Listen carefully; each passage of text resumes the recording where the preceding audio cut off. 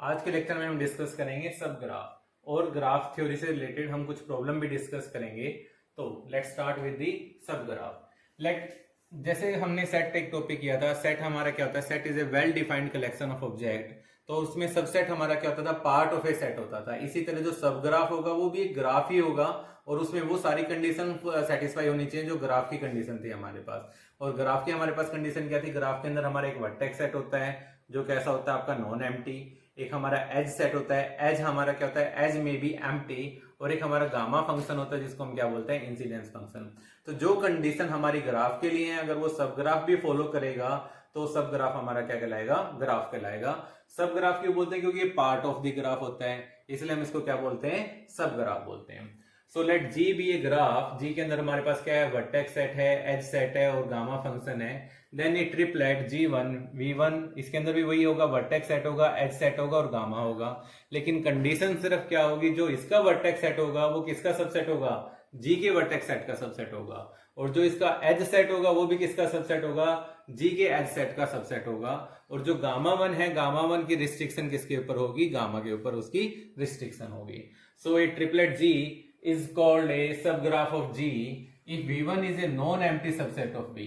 तो V1 कैसा subset होना चाहिए, नॉन एम्प्टी सबसेट होना चाहिए। E1 is a subset of V and gamma 1 is the restriction of gamma to E1। यानी जो गामा 1 है वो क्या है, restriction of gamma two E1। तो इसके अंदर वही सारी एज आएंगी जो हमारे एज कहाँ पे है, E1 में एज है और E में जो एज है। तो let gamma 1 E is equal to gamma of E is equal to UV। तो अगर कोई एज हमारी ग्राफ जी के अंदर है, वही एज हमारे पास कहां पे होगी, ग्राफ G1 के अंदर होगी। सो let us consider this graph. ये हमने कोई ग्राफ ले लिया, इसके अंदर हमारे पास कितने वर्टेक्स हैं, 5 वर्टेक्स हैं और कितनी एज है, 6 एज हैं। तो अगर हमें इसका कोई सब ग्राफ ड्रॉ करना है तो ग्राफ की कंडीशन जो हमने पढ़ी है, तो late G1 is a sub graph of G if and only if the vertex set of G1 is a subset of V where V is the vertex set of the G and E1 is a subset of E where E is a edge set of the graph G। तो कोई भी जो सब graph होता है उसके हमारे पास main condition क्या होता है, या तो इसका, ये तो हमें पता चल गया ये सब ग्राफ इसका पार्ट होता है। अब इसका पार्ट होगा तो क्या होगा, या तो हम इसमें से वर्टेक्स को एलिमिनेट कर दें या हम इसमें से एज को एलिमिनेट कर दें। तो या तो हम इसमें से वर्टेक्स को एलिमिनेट कर सकते हैं और एज को एलिमिनेट करेंगे। तो अगर आप वर्टेक्स को एलिमिनेट करोगे तो वर्टेक्स के साथ जितनी भी एज उसके साथ कनेक्टेड है, एसोसिएटेड है, वो भी हमारी क्या हो जाएंगी, एलिमिनेट हो जाएंगी। फॉर एग्जाम्पल अगर हम इस ग्राफ को लेते हैं और इस ग्राफ में से मान लो मैं इसका एक सब ग्राफ बनाना चाहता हूं, तो फॉर एग्जाम्पल मैंने इसमें से V4 को एलिमिनेट कर दिया। अब जो मेरा सब ग्राफ होगा वो क्या हो जाएगा, G माइनस V4। अब जो मेरा सब ग्राफ होगा वो क्या हो जाएगा, G माइनस V4। अब V4 यानी इसमें से मैंने वर्टेक्स सेट में से एक वर्टेक्स को क्या कर दिया, एलिमिनेट कर दिया। तो जो इसका वर्टेक्स सेट, जो ये ग्राफ बनेगा, ये ग्राफ को मैं किससे रिप्रेजेंट कर सकता हूं, G1 से रिप्रेजेंट कर सकता हूं। अब G1 के अंदर जो वर्टेक्स सेट होगा उसके अंदर कौन कौन से वर्टेक्स होंगे, V1 V2 V3 और V5। और जो इसके अंदर एज होगा उसके अंदर ये वाली एज भी एलिमिनेट हो जाएगी और ये वाली एज भी हमारी क्या हो जाएगी, एलिमिनेट हो जाएगी। तो इसका जो सब ग्राफ है वो इस तरीके से बनेगा। तो ये इसका क्या हो जाएगा, सब ग्राफ हो जाएगा। इसके अंदर देखो V4 को हमने एलिमिनेट कर दिया और V4 के साथ जितनी हमारी एज थी उसको भी हमने क्या कर दिया, एलिमिनेट कर दिया। तो अगर एक सब ग्राफ बनाते हैं, G minus V is obtained from G by deleting vertex V and at the same time deleting all the edges that have V as one of the end vertices। तो हमें वर्टेक्स को भी eliminate करना है और उन सभी as को एलिमिनेट करना है जिनका V हमारे पास कैसा वर्टेक्स है, एंड वर्टेक्स है। और जो सब ग्राफ होता है, अगर मान लो ग्राफ के अंदर मिनिमम नंबर ऑफ वर्टेक्स कितने होने चाहिए, 2। अगर 2 है तो हम उसका सब ग्राफ डिफाइन कर सकते हैं। अगर मान लो कोई ग्राफ है जिसके अंदर सिर्फ वर्टेक्स सेट में एक ही वर्टेक्स है और अगर हम उसी को एलिमिनेट कर देंगे तो हम उसका सब ग्राफ डिफाइन नहीं कर सकते हैं। तो सब ग्राफ बनाने के लिए जी के ऊपर कंडीशन क्या होनी चाहिए कि जी का जो वर्टेक्स सेट है हमारा V, उसकी जो कार्डिनैलिटी है वो क्या होनी चाहिए, it should be greater than equal to 2। So this is the first way कि हम कैसे हम सब ग्राफ को बना सकते हैं। सेकंड तरीका क्या है कि अगर मैं इसमें से सिर्फ एज को एलिमिनेट कर दूं, फॉर एग्जाम्पल अगर आप E6 को एलिमिनेट कर दो, तो अगर आप E6 को एलिमिनेट करोगे तो अब हमारा जो सब ग्राफ बनेगा वो क्या बनेगा, V1 V2 V3, V4 और ये क्या हो जाएगा हमारा V5। और एज हमारे पास कौन कौन सी रहेंगी, E1, E2, E3, E4, E5। तो अगर आप एज को एलिमिनेट करते हैं, तो सिर्फ एज ही हमारी एलिमिनेट होगी, बाकी जो हमारे वर्टेक्स हैं और जो एज हैं वो क्या रहेंगी, एज इट इज रहेंगी। तो ये हमारे पास दो मेथड हैं जिस तरीके से हम क्या निकाल सकते हैं, सब ग्राफ को हम फाइंड आउट कर सकते हैं। Now let us discuss this problem. How many subgraph with at least one vertex does K3 have? K3 हमारे पास कौन सा ग्राफ होता है, कंप्लीट ग्राफ होता है, जिसके अंदर नंबर ऑफ वर्टेक्स हमारे पास कितने हैं, 3 हैं। तो 3 वर्टेक्स है V1, V2, V3। और कंप्लीट ग्राफ की कंडीशन क्या होती है कि जितने भी वर्टेक्स होते हैं वो आपस में क्या होते हैं, एडजेसेंट होते हैं। तो ये K3 हमने रिप्रेजेंट किया हुआ है।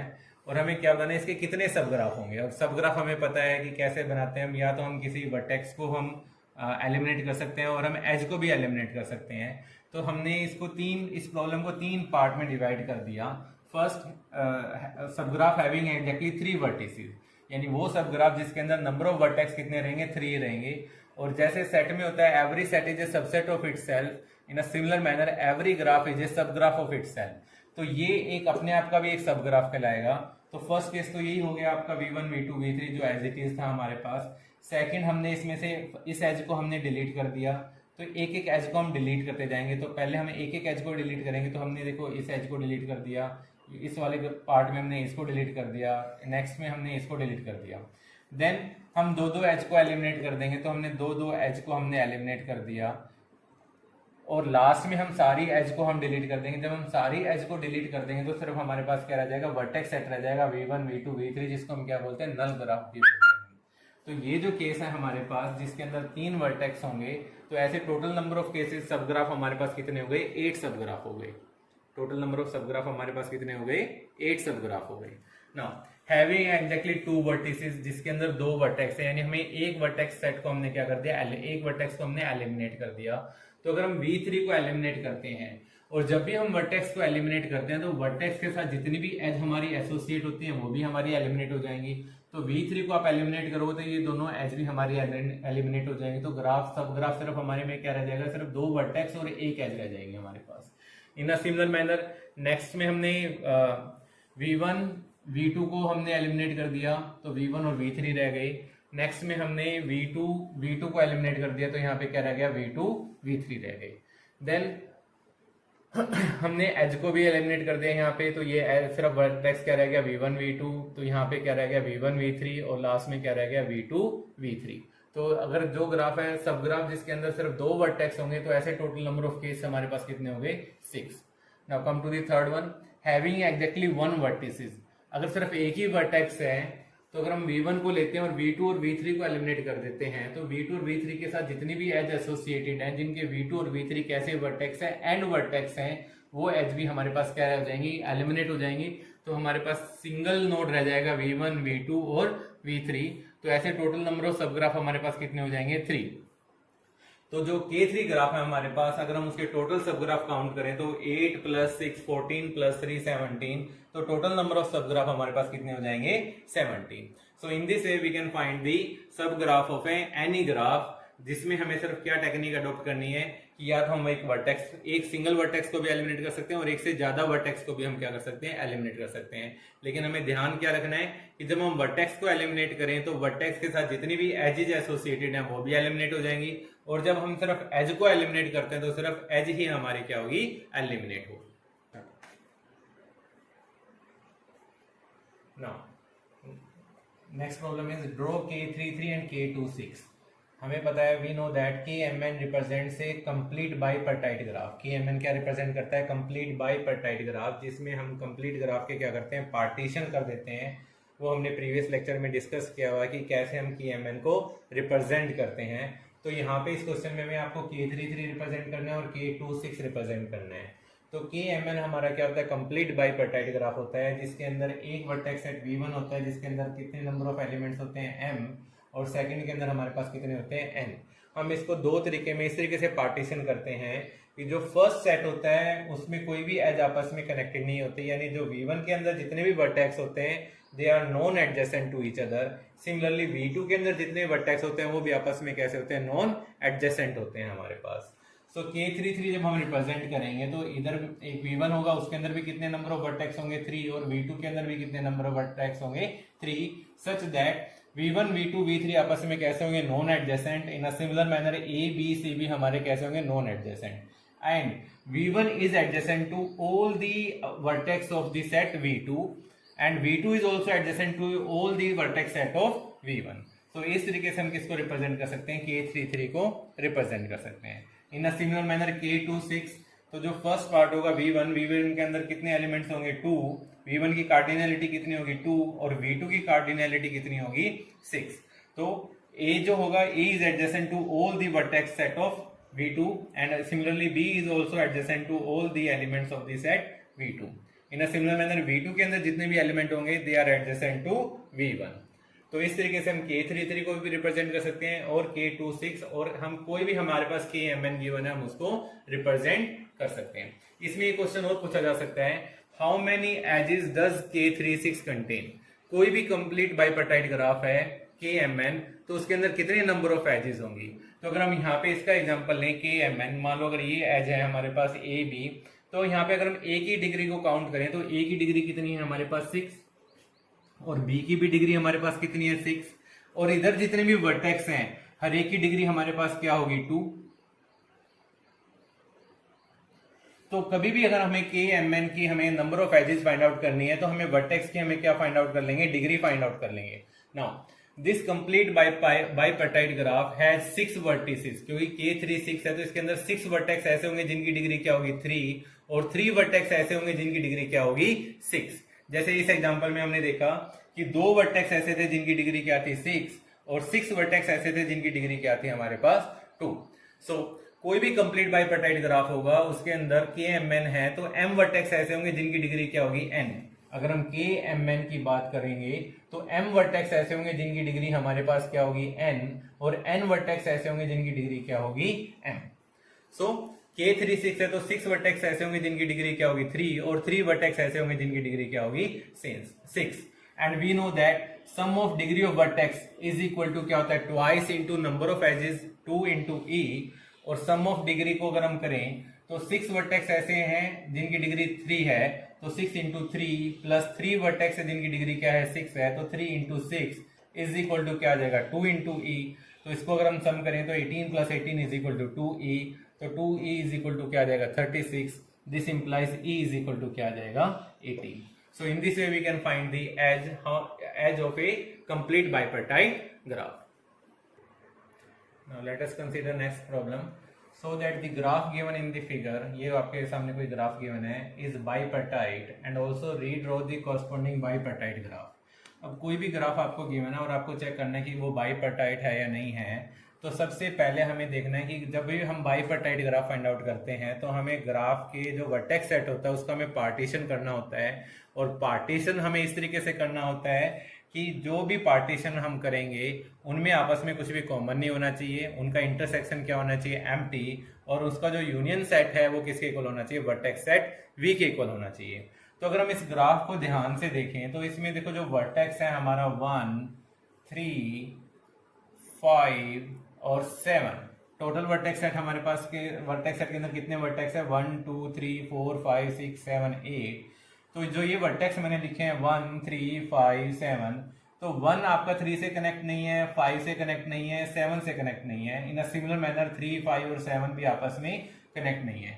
बाइपर्टाइट की एक और कंडीशन होती है कि जो भी हम पार्टीशन करते हैं तो वो वर्टेक्स के अंदर जितने भी हमारे पास वर्टेक्स होते हैं वो आपस में कैसे होने चाहिए, नॉन एडजेसेंट होने चाहिए। तो यहां से हमें क्लियरली दिख रहा है। सिमिलरली जो सेकंड है 2 4 6 और 8 ये भी आपस में कनेक्टेड नहीं है। तो हमने यहाँ पे पहले वर्टेक्स सेट को लिखा है, वर्टेक्स सेट के अंदर टोटल वर्टेक्स कितने हैं 1 2 3 4 5 6 7 8। So let us divide this V edge, हमने इसको दो पार्ट में डिवाइड कर लिया। V1 के अंदर हमने क्या ले लिया 1 3 5 7 और V2 के अंदर हमने क्या ले लिया 2 4 6 8। तो अगर आप यहाँ से कंडीशन को चेक करें तो V को हमने दो पार्ट में डिवाइड किया है V1 और V2 such that V1 union V2 अगर हम इन दोनों का यूनियन करते हैं तो कंप्लीट वर्टेक्स सेट आ जाता है और इनमें आपस में कुछ भी कॉमन नहीं है। तो V1 इंटरसेक्शन V2 हमारा क्या है, एम्प्टी है। तो इसलिए हमने इसको दो पार्ट में डिवाइड कर दिया, V1 और V2, इसलिए हम इसको क्या बोल सकते हैं, बाइपर्टाइट ग्राफ। तो हम इसको अगर रीड्रॉ करें तो एक साइड हमने क्या लिख लिया 1 3 5 7 और सेकंड हमने क्या ले लिया 2 4 6 8। और अगर आप देखो जो 1 है, 1 is connected to 2, 1 is connected to 4, 1 is connected to 6, ये एज हो रहा है कि 1 is connected to 6 and 1 is connected to 8। Similarly 2 is connected to 2 हमारा किससे होना चाहिए, हाँ 2 is connected to 1, 2 is connected to 5, ये एज हो रहा हमारे इसके अंदर आएंगे 2 is connected to 5, 2 is connected to 1, 2 is connected to 3 and 2 is connected to 7.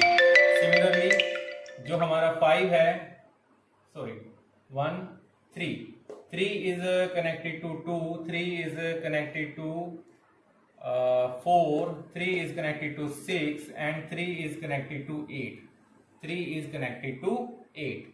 5 को अगर हम चेक करें, 5 is connected to 2, 5 is connected to 4, 5 is connected to 6 and 5 is connected to 8.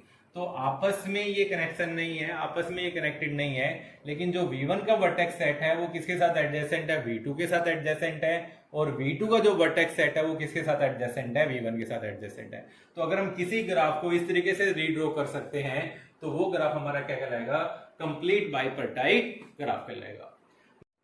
तो इसमें आप ये स्टार्टिंग में करेक्ट कर लेना कि जो स्टार्टिंग में जो डायग्राम गिवन था उसमें हमारे पास ये 4 एजेस नहीं थी, तो ये 4 एजेस इसके अंदर होनी चाहिए, तभी ये जो हमारा ग्राफ है वो क्या कहलाएगा, कंप्लीट बाइपर्टाइट ग्राफ कहलाएगा। अदरवाइज हम सिंपली इसको क्या बोल सकते हैं, बाइपर्टाइट ग्राफ बोल सकते हैं। सो इसमें एक चीज और आप चेक कर सकते हैं कि यहाँ पे डिग्री ऑफ वर्टेक्स है, जो हर एक वर्टेक्स की डिग्री क्या है, 4 है। अगर आप 1 को चेक करो तो 1 की भी डिग्री 4 है, 2 की भी डिग्री हमारे पास 4 है, क्योंकि हमने इसको ग्राफ को दो पार्ट में डिवाइड किया है। और 1 दोनों इसको अगर हम लिखें तो इसको हम क्या लिख सकते हैं, K4 भी लिख सकते हैं, इसको KMN बोलते हैं। तो 1 किसके साथ एसोसिएटेड है, 4 वर्टेक्स के साथ एसोसिएटेड है। इसी तरह जो इधर वाले वर्टेक्स हैं वो भी कितने के साथ एसोसिएटेड है, 4 के साथ एसोसिएटेड है। तो ये इसको हम बाइपर्टाइट में तभी हम इसको रिप्रेजेंट कर सकते हैं जब इधर हर एक वर्टेक्स की डिग्री क्या होगी, 4 होगी। Now let us consider next problem. So that in any party there must be at least 2 persons with an equal number of friends. कि किसी भी पार्टी में कम से कम 2 पर्सन ऐसे होंगे जिनके नंबर ऑफ फ्रेंड्स क्या होंगे, इक्वल होंगे। तो अगर इस तरीके का कोई क्वेश्चन आता है तो हमने एक थ्योरम प्रीवियस लेक्चर में की हुई है, जिसमें हमने क्या डिस्कस किया हुआ है, a simple graph with at least. Simple graph क्या होता है, जिसमें कोई भी पैरेलल एजेस नहीं होती है, कोई लूप नहीं होती है, विद एटलीस्ट 2 वर्टिसेस, जिसके अंदर कम से कम 2 वर्टिसेस होंगे, has at least 2 vertices of same degree. तो यहाँ पे जो सेम डिग्री है वो किसको रिप्रेजेंट कर रहा है, इक्वल नंबर ऑफ फ्रेंड्स को रिप्रेजेंट कर रहा है, और 2 वर्टिसेस किसको रिप्रेजेंट कर रहे हैं, 2 पर्सन्स को रिप्रेजेंट कर रहे हैं। तो इस प्रॉब्लम को हम इस थ्योरम की हेल्प से हम क्या कर सकते हैं, सोल्व कर सकते हैं। Thank you.